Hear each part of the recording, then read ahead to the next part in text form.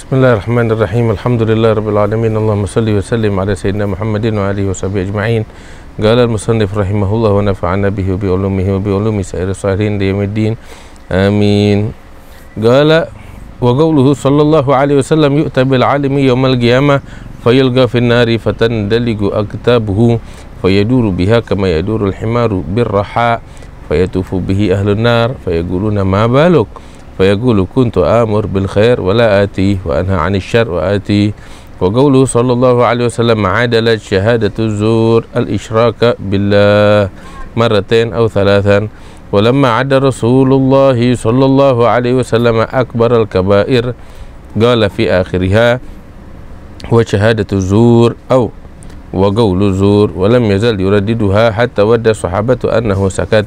Qala ba'dul ulama rahimahullah inna min syahadati zur idhar zayyus salihin min as-subha was-sajjadah ma'a gubhil iradah wa kadzal ishtighal bi kutubihim wa tara'igihim ma'al i'rad an talabi haqa'igihim wa tashabbuh bil fuqara ma'a af'alil umara wa idharul khushu' wal hudur ma'al ghafla asy-syamilah fil butuni wadh-dhuhur wa kullun ya'lamu ma 'indahu min hadhihi al-umur illa an yakuna min ahlil ghurur wallahu ya'lamu kha'inatal a'yun wa ma tukhfi sudur fala aqalla min al-i'tiraf 'inda mulabasatil iktiraf wala aqalla min al-insaf idha hurimtal ittisaf bi mahasinil awsaf wala tajma' baina khabithain yani takunu min ashabi dhunubin wa awzar wa tadhunnu bi nafsika annaka min ahlil anwar. Naam. Bismillahirrahmanirrahim. Alhamdulillah wassalatu wassalamu ala Rasulillah Muhammad ibn Abdullah wa alihi wa sahbihi wa man walah, amma ba'd. Di sini Al-Hayy Abdullah bin Hasan bin Tahir mengutip suatu hadis dari Nabi Muhammad sallallahu alaihi wasallam yang berbunyi yu'ta bil alim yaumal qiyamah fayulqa finnar. Kelak di hari kiamat akan didatangkan seorang yang alim, orang yang berilmu. Orang yang berilmu di hari kiamat tersebut dibawa. Untuk apa? Untuk dilemparkan ke dalam api neraka. La ilaha illallah. Fatandaligu aktabu. Seluruh badannya itu, sendi-sendinya, tulangnya itu remuk. Ya digiling. Digiling tulang belulangnya itu seperti apa tahu? Seperti kalau zaman dulu tuh orang-orang masa itu menggiling gandum dengan batu besar, batu berbentuk roda begitu, ya, di bawah batu itu ditebar gandum dan batu itu didorong oleh keledai, ya, menggiling gandum-gandum tersebut sampai jadi bubuk, ya. Nah, itu disebutkan di hari kiamat seorang alim itu dilempar ke neraka dan digiling seperti keledai, ya, menggiling gandum dengan alat itu tuh, alat penggilingan, digiling sampai hancur, ya. Kemudian setelah itu, ya, hal semacam ini diperlihatkan, dibawa si alim yang sedang disiksa semacam ini untuk diperlihatkan kepada seluruh penduduk neraka. Jadi nggak cuma sekedar disiksa, tapi juga dipermalukan di hadapan seluruh penduduk neraka. Lihat hadirin wal hadirat yang dimuliakan Allah. Orang yang alim, orang berilmu, yang harusnya tempatnya di sorga, tapi ternyata enggak, dilempar di neraka, disiksa dengan siksaan yang semacam ini. Bukan hanya disiksa, bahkan dipermalukan di hadapan penduduk neraka. Kalau nggak ada siksaan bagi orang ini kecuali dipermalukan saja di depan penduduk neraka, udah cukup. Tetapi di atas itu semua penyiksaan, hukuman yang berat dari Allah Subhanahu wa taala. Apa sebabnya? Bukankah dia orang berilmu? Bukankah seperti yang disebut oleh orang-orang sekarang, ya, dengan berbangga diri, ya, ulama warathatul anbiya, ulama itu pewaris para nabi, ya. Tapi kok di neraka tempatnya? Iya. Kenapa? Ini disebut di dalam hadis penduduk neraka sampai terheran-heran. Mereka bertanya, "Ma baluk?" kok engkau bisa begini sih? Bukankah dulu engkau yang mengajak kami kepada kebaikan? Bukankah engkau yang dahulu mengajak kami untuk melakukan hal-hal yang diridhai oleh Allah? Bukankah kamu yang dulu melarang kami untuk melakukan kemaksiatan? Tapi kenapa engkau sekarang di dalam api neraka bersama kami, disiksa dengan siksaan yang pedih? Kita aja nggak disiksa dengan penyiksaan semacam itu. Artinya penyiksaan yang sangat berat. Apa sebabnya? Maka si alim ini mengatakan, kuntu amur bil khair wala ati. Penyebabnya aku dihukum seperti ini karena dulu aku waktu hidup di dunia, aku mengajak kepada kebaikan, tetapi aku sendiri nggak menjalankannya. Dan aku melarang kemaksiatan, tetapi aku sendiri melakukan kemaksiatan tersebut. Lihat, hadirin yang dimuliakan oleh Allah Subhanahu wa taala. Ilmu ketika tidak membawa seseorang kepada ketakwaan kepada Allah, maka akan menjadi bumerang bagi dirinya. Ilmu tersebut akan membinasakan dirinya. Jangan kita berbangga diri dengan atribut ilmu yang kita miliki. Ilmu yang Allah titipkan kepada kita itu titipan, enggak lebih dari itu. Dari itu amanat yang harus kita tunaikan, amanat yang harus kita tunaikan, dan kelak akan dituntut pertanggungjawaban oleh Allah Subhanahu wa taala. Jadi jangan bersombong, dikasih pakaian macam begini oleh Allah, dia pakai sorban, pakai imamah, pakai atribut ulama, ya, siapa yang tahu? Jangan kita menganggap diri kita di atas orang lain. Walaupun Allah titipkan kita titipan ini titipan amanat, ya, kita bisa menjalankannya, kita beruntung, kita mulia. Hadis-hadis Nabi Muhammad yang menyebutkan tentang kemuliaan orang-orang berilmu sangat banyak, tapi untuk mereka. Bukan semua orang berilmu, tapi hanya untuk mereka yang menjalankan ilmunya, mengambil manfaat dari ilmunya, yang ilmu yang dia miliki itu membawa dia kepada ketakwaan kepada Allah Subhanahu wa taala.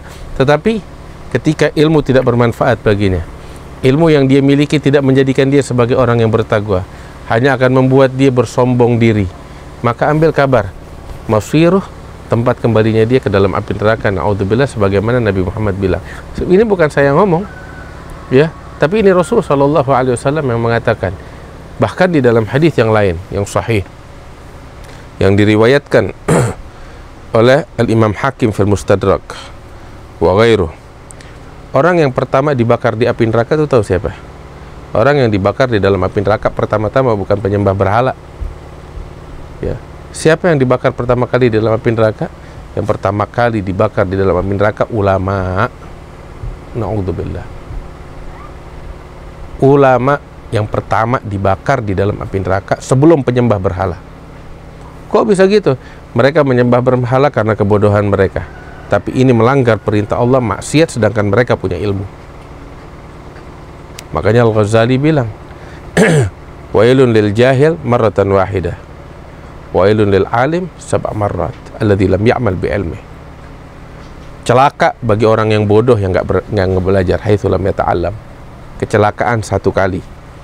Tapi wail, thumma wail, thumma wail, 7 kali kecelakaan, kesialan untuk orang berilmu ketika dia tidak mengambil manfaat dari ilmunya, tidak menjadikan dirinya sebagai orang yang bertakwa kepada Allah Subhanahu wa taala. Dia dibakar sebelum penyembah berhala. Artinya ini orang lebih hina di mata Allah dari penyembah berhala. Na'udzubillah. Di dunia dia berbangga diri, wah ulama suci. Suci dari mana? Yang paling tahu dia nggak suci bininya, iya kan? Keluarganya. Jangan kita sombongin diri kita, ulama suci, pewaris Nabi. Kita ngomong begitu, sedangkan kita nggak menjalankan, kita punya ilmu, kita nggak menjalankan akhlak Nabi Muhammad, kita nggak menjadi orang bertakwa, kita menodai Nabi Muhammad sallallahu alaihi wasallam, menodai ilmu. Ya, kita menistakan ilmu, kita menistakan Nabi Muhammad sallallahu alaihi wasallam dengan ucapan semacam itu. Kalau ya di luar sana manusia banyak saat ini, ya, mungkin nampak di permukaan mereka tidak setuju dengan tokoh-tokoh agama. Sehingga banyak kelompok yang lain yang membela ini, pro ke sini, kontra ke sini, dan lain sebagainya. Ini tahu apa? Ada yang disebut oleh Nabi Muhammad tahrish, konflik, pertikaian yang terus dibakar oleh syaitan untuk memecah belah. Ya. Dan sebenarnya seorang alim tanpa harus menuntut umat agar menghormatinya, tanpa harus, dia memperbaiki dirinya, dia jalankan ilmunya, dia amalkan, praktekkan ilmunya, dia bertakwa kepada Allah dengan ilmu yang dia miliki, dia berakhlak yang mulia dengan sikap tawadhu tanpa menyombongkan diri, dia menjadi pewaris Nabi Muhammad yang sejati, bukan cuma omongan, pewaris sejati nyata di dalam perilaku dan perbuatannya, sehingga setiap orang yang melihatnya mengakui ini sosok Nabi Muhammad, cerminan dari Nabi Muhammad. Seorang alim seperti itu, ambil kabar tanpa harus memaksa, meminta orang lain menghormati, semua bakal menghormatinya. Jangankan manusia, binatang pun bakal beristighfar kepada Allah untuk orang semacam ini. Tapi kalau kita seorang ulama, ya hanya cuma bisa menjual ayat, tetapi kita tidak menjalankan ilmu yang kita miliki, nggak bisa mengambil manfaat. Sebelum kita menuntut umat untuk menghormati, ambil kabar, Nabi udah bilang, ulama yang macam begini, ulama su yang akan dibakar di dalam api neraka sebelum penyembah berhala. Nabi sendiri yang bilang. Jadi jangan tuntut umat untuk menghormati kalau keadaan kita bejat, hanya memakai pakaian ilmu, atribut ulama, tetapi kita nggak menjalankan ilmunya kita. Al-Imam Al-Ghazali rahimahullah di dalam Ihya Ulumuddin, ya, itu betapa tegasnya beliau menelanjangi ulama-ulama gadungan, memakai atribut ilmu tetapi hatinya penuh dengan kedengkian, hatinya penuh dengan kebencian, siang dan malam berghibah, memprovokasi, bernamimah, ya, seakan-akan dia nggak beda dengan orang yang nggak berilmu. Dalam Ihya Ulumuddin dinyatakan oleh Imam Al-Ghazali secara jelas, dan sebelum Al-Ghazali, Rasul menyatakan di dalam hadis ini, dia bakal dibakar di dalam api neraka sebelum penyembah berhala. Kenapa? Cuman bisa ngajak kebaikan, tapi dia nggak ngejalanin ilmunya. Melarang daripada kemungkaran, tetapi dia sendiri melakukan kemungkaran itu tersebut. Na'udzubillah. Bahkan Nabi Muhammad SAW juga mengatakan dalam hadis yang lain, adalah syahadatu zur al-isyraka billah. Saksi atau kesaksian palsu, ya, orang ketika bersaksi dengan kesaksian yang palsu, itu dosanya dosa besar sekali. Sampai Nabi SAW bilang, ya, tentang kesaksian palsu, itu hampir menyamai dosanya itu seperti dosa syirik kepada Allah Subhanahu wa ta'ala. Dan diulang 3 kali oleh Rasulullah SAW. Beliau katakan, adalat syahadatu zur al-isyraka billah, adalat syahadatu zur al-isyraka billah, adalat syahadatu zur al-isyraka billah. Kesaksian palsu menyamai syirik kepada Allah Subhanahu wa ta'ala. Na'udzubillah. Dalam hadis yang lain, Rasul SAW menyebutkan dosa besar yang paling besar. Di antara yang paling besar dari dosa-dosa besar, Nabi SAW bilang, wa syahadatu zur, fi riwayat wa augaul zur, saksi palsu atau ucapan palsu, kesaksian yang palsu. Diulang berkali-kali oleh Rasulullah, bukan 3 kali, bukan 5 kali, berkali-kali nggak berhenti oleh Nabi Muhammad. Sampai sahabat bilang, kita berharap Nabi diam, udah deh, jangan diulang-ulang, saking menakutkannya tuh. Ulama bilang, di antara bentuk syahadatu zur, saksi palsu, tahu apa? Memakai atribut sekelompok orang tertentu sedangkan dia bukan bagian dari kelompok tersebut. Bagaimana? Memakai atribut orang soleh misalnya, tasbih, sujadah, ya, sorban, itu kan atribut orang-orang ahli ibadah, ulama. Sedangkan dia tahu diri, dia bukan bagian dari itu. Ibadahnya pas-pasan, ilmu juga kagak punya, cuman modal orasi, Ya, hada termaksud katanya ulama bagian daripada syahadatuz zur, kesaksian palsu. Sebab dia tampil dengan suatu bentuk, dia bukan dari itu, bukan bagian dari kelompok itu. Naudzubillah. Naam. Makanya ulama bilang, inna min syahadatuz zur idharu zayyus salihin fi subha was sajjada ma'gubhil irada.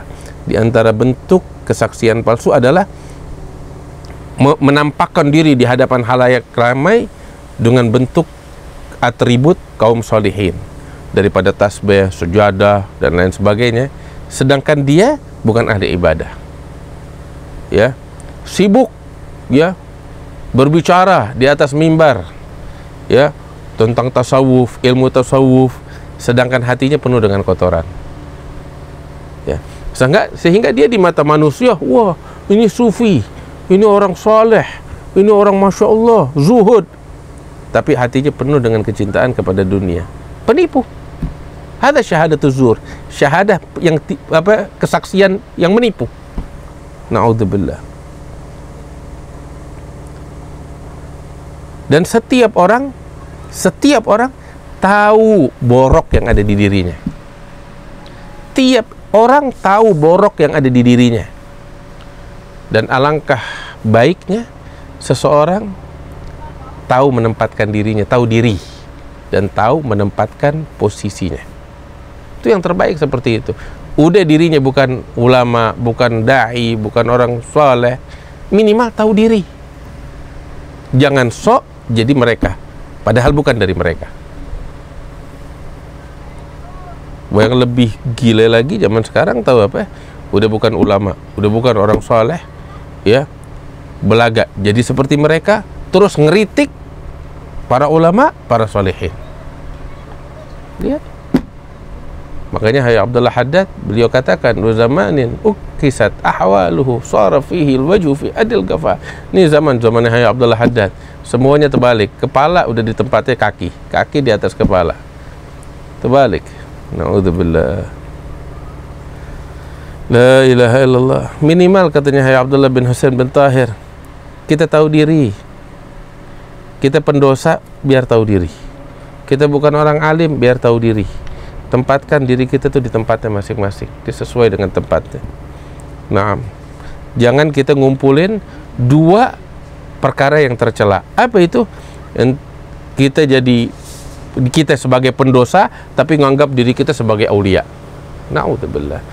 Hadza Allah Ta'ala bilang tentang orang-orang yang semacam gini, bil akhsarina a'mala. Allah nyebutkan tentang mereka ini dengan sebutan al-akhsarina a'mala. Orang-orang yang paling rugi, paling sial amal perbuatannya. Siapa mereka? Alladzina dhalla sa'yuhum fil hayatid dunya wa hum yahsabuna annahum yuhsinuna sun'ah. Mereka adalah orang-orang yang sesat amal perbuatan mereka, tetapi mereka menganggap diri mereka yang terbaik. Na'udzubillah. Mudah-mudahan Allah jaga kita dari hal-hal yang semacam ini. Nah, Allah lindungin kita. Di sini dalam akhir kitab ini atau dari akhir mukaddimah ini, Habib Abdullah berdoa, mendoakan kita dan mendoakan dirinya dan kita sekalian. Dalam doanya beliau katakan, Allah maj'al sariratana khairan min alaniyatina waj'al alaniyatana salihah. Allahumma maghfirataka awsa' min dhunubina wa rahmataka arja indana min a'malina. Allahumma inna na'udzubika an nusyrika bika syai'an na'lamuh wa nastaghfiruka lima la na'lamuh. Dalam doanya beliau bilang, ya Allah, jadikan hati kami atau batin kami lebih baik dari apa yang nampak dari perilaku kami, dan jadikan batin kami ini batinnya orang-orang yang saleh. Terus beliau minta sama Allah, ya Rabb, pengampunanmu ini lebih luas dari dosa-dosa kami, dan rahmatmu lebih kami harapkan dari amal ibadah kami. Kita berlindung kepada Allah daripada bersekutu kepadanya, ya, yang kita tahu atau yang enggak kita tahu. Kita memohon pengampunan dari Allah Subhanahu wa Ta'ala. Walhasil, ini yang disampaikan oleh Habib Abdullah bin Husain bin Tahir. Wa insyaallah dalam pertemuan yang akan datang, ya, akan masuk di sini tentang pembahasan wasiat. Poin demi poin akan dibahas, fasal demi fasal akan dibahas oleh Habib Abdullah bin Husain bin Tahir. Wasiat, nasihat yang beliau sampaikan, yang isinya semuanya dapat menyampaikan kita kepada keridhaan Allah Subhanahu wa taala. Mudah-mudahan kita bisa mengambil pelajaran dari apa yang disampaikan, kita menjadi orang-orang yang bertakwa kepada Allah Subhanahu wa taala. Ya rabbal alamin. Allahumma ja'al jam'ana hadza jam'an marhumah, tafarrugana min ba'di tafarrugan ma'sumah, wa la taj'al fina wa la minna wa la ma'ana syaqiyan wa la mahrumah bi rahmatika ya arhamar rahimin wa ya ajwadal ajwadin wa ya rahimal masakin wa dzal quwwatil matin. Wa sallallahu ala sayyidina Muhammad an-nabiyil ummi wa ala alihi wasallam. Alhamdulillahi rabbil alamin. Wassalamu alaikum warahmatullahi wabarakatuh.